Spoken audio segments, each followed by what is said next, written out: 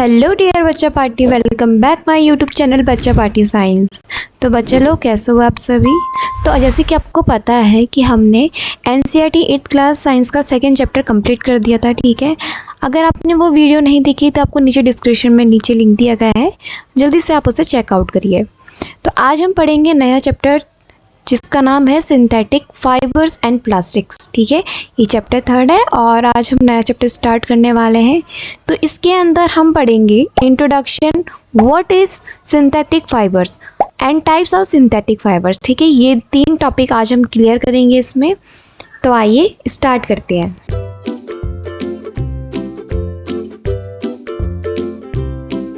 तो सबसे पहले हम इंट्रोडक्शन में आते हैं। तो इंट्रोडक्शन में है कि कभी आपने फैब्रिक के नाम सुने हैं।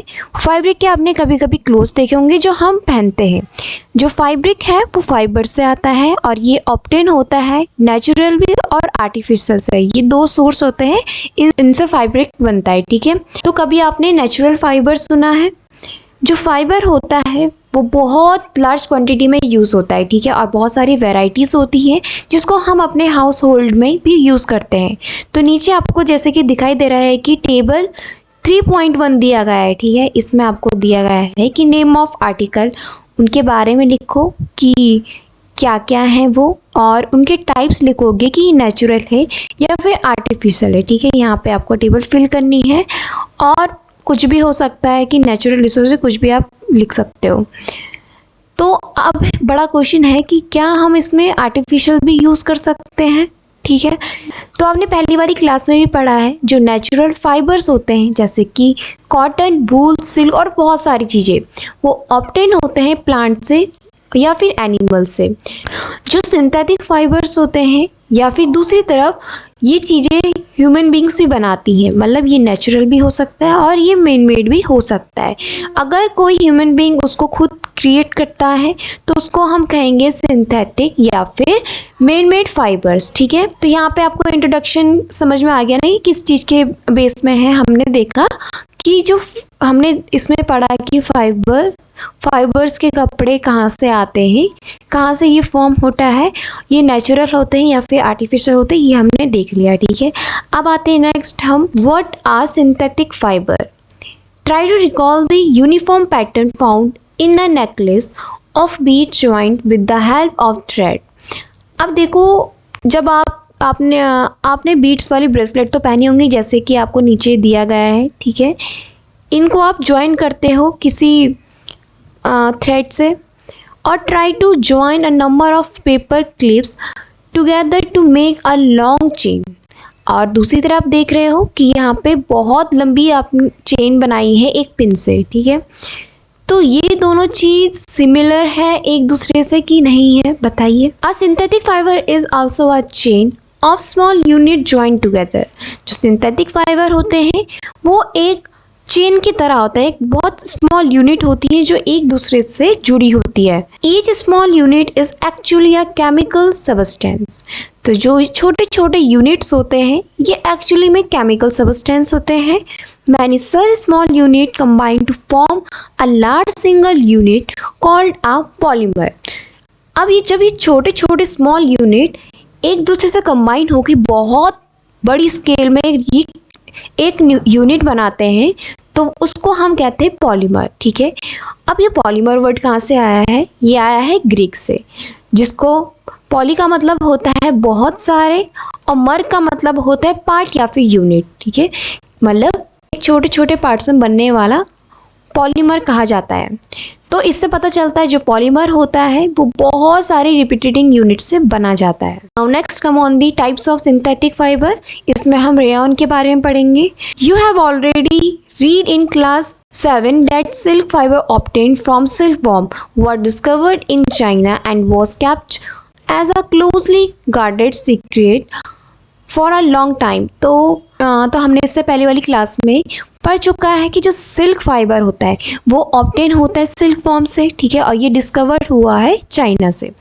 अब जो फैब्रिक ऑब्टेन होता है सिल्क फाइबर से वो बहुत ज़्यादा कॉस्टली होता है ठीक, अब जब इनसे कुछ चीज़ बनती है तो बहुत ब्यूटीफुल टेक्सचर देता है किसी भी चीज़ में, ठीक है, इसलिए ये महंगा होता है। Attempts were made to make silk artificially, साथ ही साथ इसमें कुछ आर्टिफिशियली सिल्क भी बने जाते हैं। Towards the end of the 19th century, scientists were successfully in obtain a fiber having properties similar to that of silk. इससे पहले वाले 19th सेंचुरी में कुछ साइंटिस्ट ने इसमें रिसर्च करी थी और देखा था कि जो फाइबर है इसकी कुछ प्रॉपर्टी सिमिलर होती है सिल्क की तरह। Such fiber was obtained by chemical treatment of wood pulp. This fiber was called rayon और artificial silk. तो जो ये जो फाइबर ऑब्टेन होता है ये केमिकल ट्रीटमेंट से होता है वुड पल्प से, ठीक है, इसके द्वारा ये फाइबर बनता है। और जो फाइबर होता है इसको कहते हैं हम रेयॉन या फिर artificial silk. Although rayon is obtained from our natural source wood pulp, yet it is a man-made fiber. तो जो रेयॉन होता है वो एक नेचुरल सोर्स है जो कि फाउंड होता है वुड पल्प से, ठीक है, और कभी कभी ये क्या हो सकता है मैन मेड फाइबर भी हो सकता है। It is cheaper then silk and can be woven like silk fibre.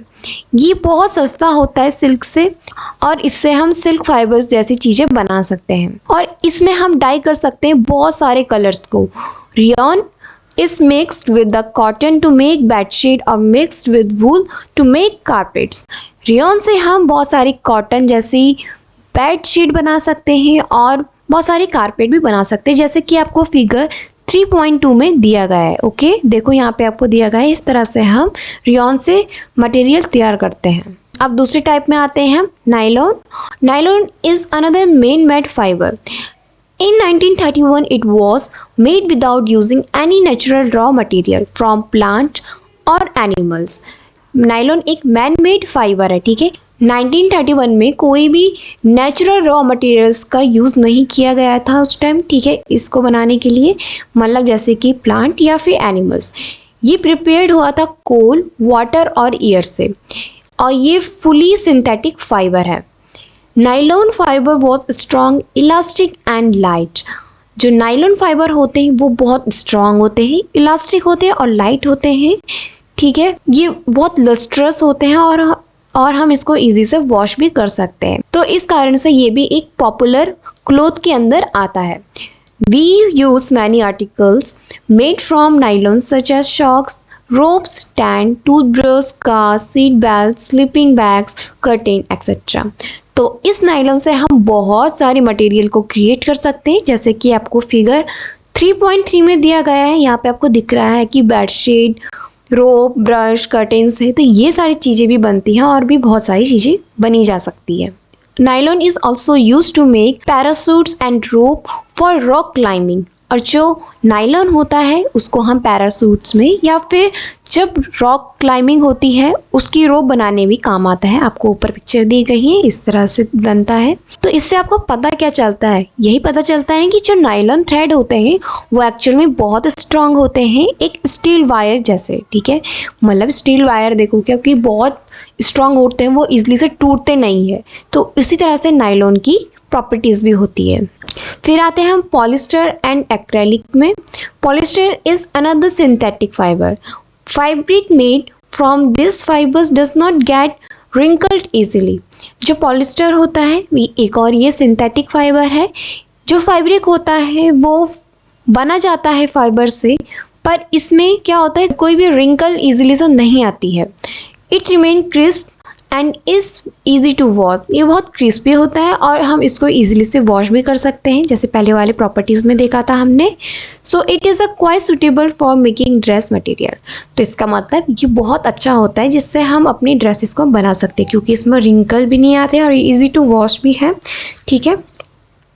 You must have seen people wearing polyester shirts and other dresses. तो आपने देखा होगा जो लोग होते हैं वो पॉलिस्टर की शर्ट्स पहनते हैं या फिर कोई भी तरह की ड्रेस वो पहनते हैं। Terylene is a popular polyester. It can be draw into a very fine fibre that can be woven like any other yarn. Terylene एक बहुत पॉपुलर पॉलिस्टर होता है। ये एक ऐसा फाइबर होता है जिससे हम कुछ भी चीज़ बना सकते हैं, सिलाई में काम आता है। या फिर जैसे कि यान होता है उसकी तरह ये भी प्रॉपर्टी को शो करता है। PET polythene terephthalate is a very familiar from a polyester.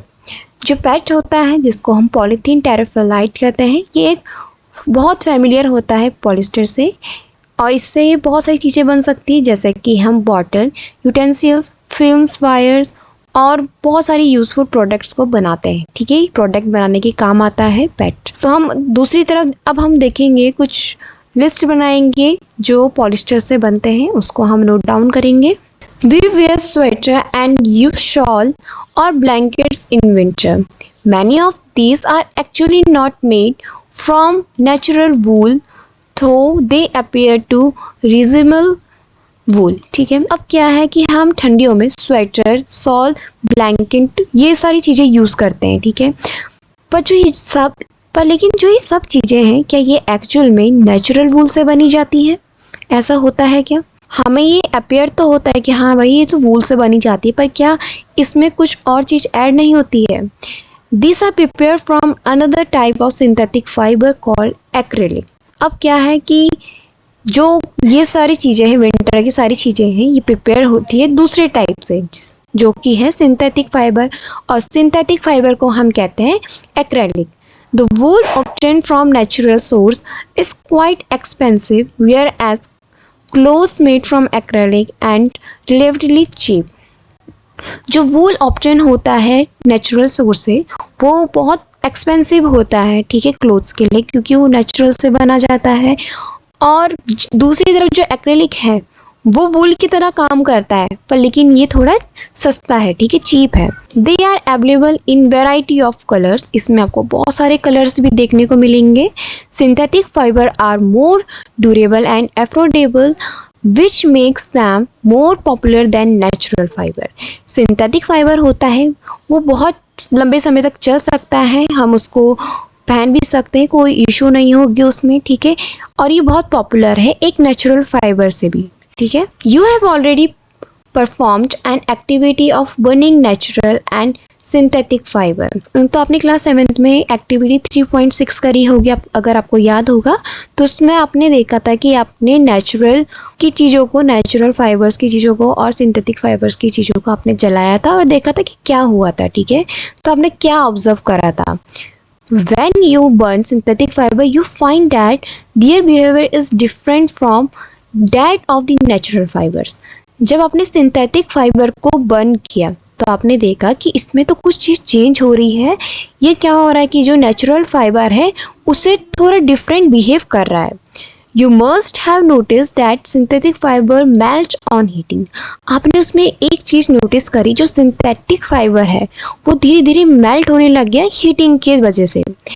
This is actually a disadvantage of synthetic fiber. तो सिंथेटिक फाइबर अब ऐसा नहीं है कि बिल्कुल ही सही होगा आपके लिए, चीप है, अफोर्डेबल है, कहीं भी यूज़ कर सकते हो। ठीक है, बट इसका भी एक डिसएडवांटेज होता है, यही कि अगर उसको हीट लग गई या फिर बर्न होने लग गया तो ये मेल्ट होने लग जाएगा, जो कि हार्मफुल होता है।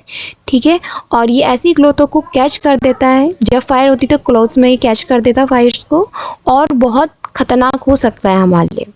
The fabric melts and sticks to the body of the person wearing it. अब देखो, जब कोई इंसान इसको पहनेगा और गलती से उसमें आसपास हीट ज़्यादा आ रही होगी या फिर आग लग रही होगी तो इजीली से वो क्या करता है, कैच कर देता है उस फायर को और पर्सन को भी जला सकता है। We should therefore not wear synthetic clothes while working in the kitchen और इन अ लेबोरेटरी। तो ध्यान रखिएगा, सिंथेटिक फाइबर जितना भी अच्छा होगा, पर हमें कभी भी किचन एरिया में या फिर लेबोरेटरी में ये यूज़ नहीं करना है, क्योंकि ये उतना भी डेंजर होता है। तो यहाँ पे ये वाला टॉपिक जितना भी पढ़ा है यहाँ पर कंप्लीट करती हूँ। बाकी के आगे की नेक्स्ट टॉपिक मैं नेक्स्ट वीडियो में पढ़ाऊँगी।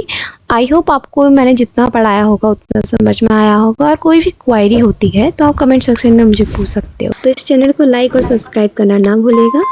आज के लिए इतना ही, थैंक यू।